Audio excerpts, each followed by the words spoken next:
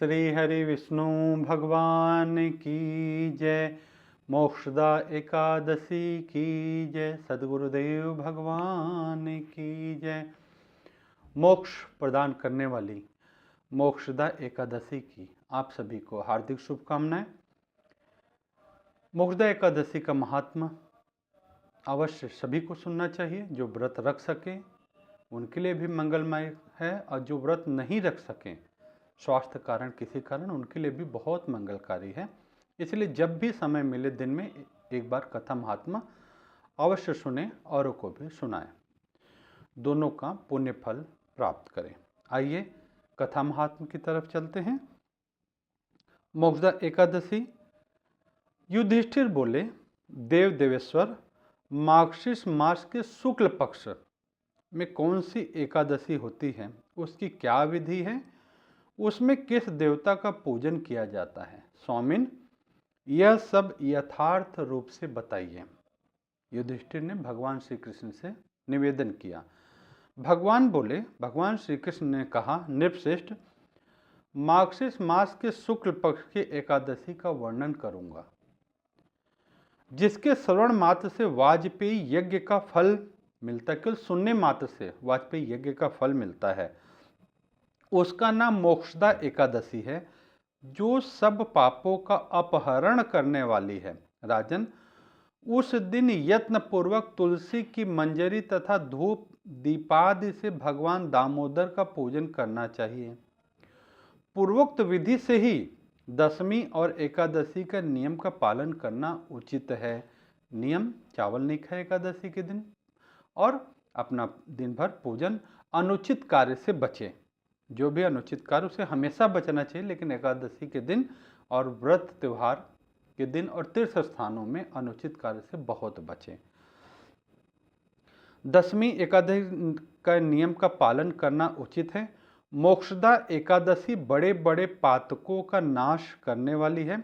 उस दिन रात्रि में मेरी प्रसन्नता के लिए नृत्य, गीत और स्तुति के द्वारा जागरण करना चाहिए। जिसके पितर पापवश नीच योनि में पड़े हों, वह इस एकादशी का व्रत करके इसका पुण्य दान अपने पितरों को करें तो पितर मोक्ष को प्राप्त होते हैं।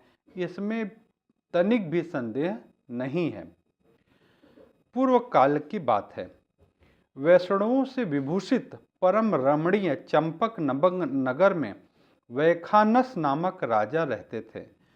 वे अपनी प्रजा का पुत्र की भांति पालन करते थे। इस प्रकार राज्य करते हुए राजा ने एक दिन रात को स्वप्न में अपने पितरों को नीच योनि में पड़ा हुआ देखा। उन सबको इस अवस्था में देखकर राजा के मन में बड़ा विस्मय हुआ, और प्रातःकाल ब्राह्मणों से उन्होंने उस स्वप्न का सारा हाल कह सुनाया। राजा बोले, ब्राह्मणों, मैंने अपने पितरों को नरक में गिरा हुआ देखा है। वे बारंबार रोते हुए मुझसे यूं कह रहे थे कि तुम हमारे तनुज हो, इसलिए इस नरक समुद्र से हम लोगों का उद्धार करो। द्विजोरों, इस रूप से मुझे पितरों के दर्शन हुए हैं, इससे मुझे चैन नहीं मिलता। क्या करूं, कहाँ जाऊं, मेरा हृदय रूंधा जा रहा है। द्विजोत्तमों, वह व्रत, वह तप और वह योग जिससे मेरे पूर्व तत्काल नरक से छुटकारा पा जाएं, बताने की कृपा करें। मुझ बलवान तथा साहसी पुत्र के जीते जी मेरे माता पिता घोर नरक में पड़े हुए हैं, अतः ऐसे पुत्र से क्या लाभ है? ब्राह्मण बोले, राजन, यहाँ से निकट ही पर्वत मुनि का आश्रम है। वे भूत और भविष्य के ज्ञाता हैं। नृपश्रेष्ठ, आप उन्हीं के पास चले जाइए। ब्राह्मणों की बात सुनकर महाराजा वैखानस शीघ्र ही पर्वत मुनि के आश्रम पर गए, और वहां उन मुनि श्रेष्ठ को देखकर उन्होंने दंडवत प्रणाम करके मुनि के चरणों का स्पर्श किया। मुनि ने भी राजा से राज्य के सातों अंगों की कुशलता पूछी। राजा बोले, स्वामिन, आपकी कृपा से मेरे राज्य के सातों अंग सकुशल हैं, किंतु मैंने स्वप्न में देखा कि मेरे पितर नरक में पड़े हैं।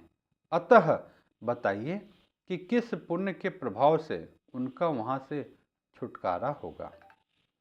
राजा की बात सुनकर मुनिश्रेष्ठ पर्वत एक मुहूर्त तक ध्यानस्थ रहे।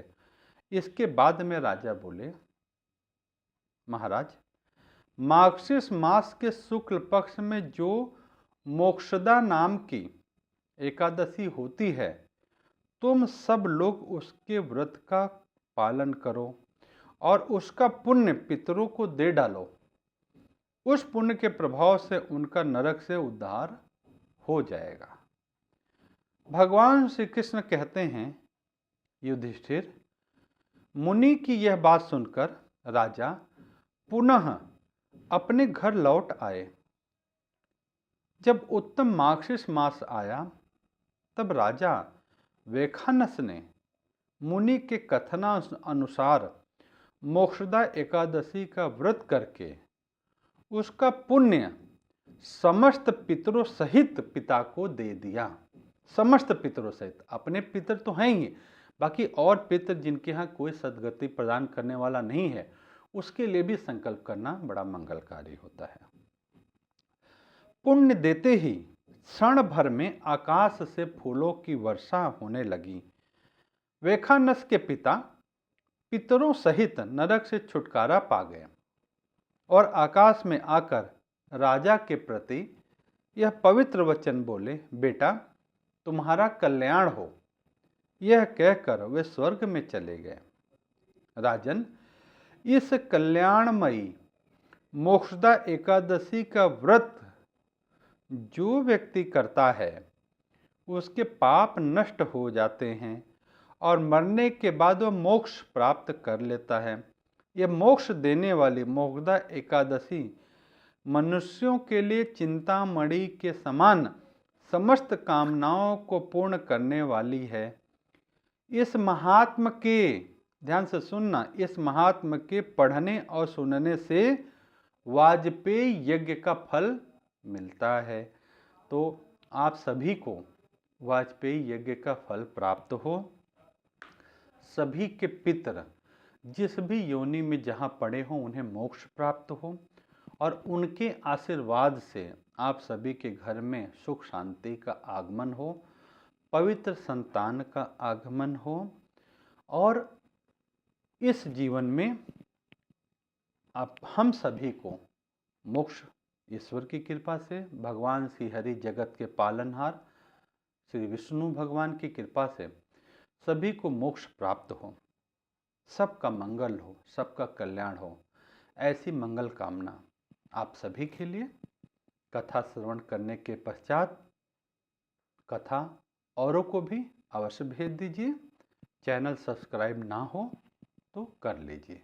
सभी का मंगल हो, सभी का कल्याण हो। हरिओम हरिओम हरिओम।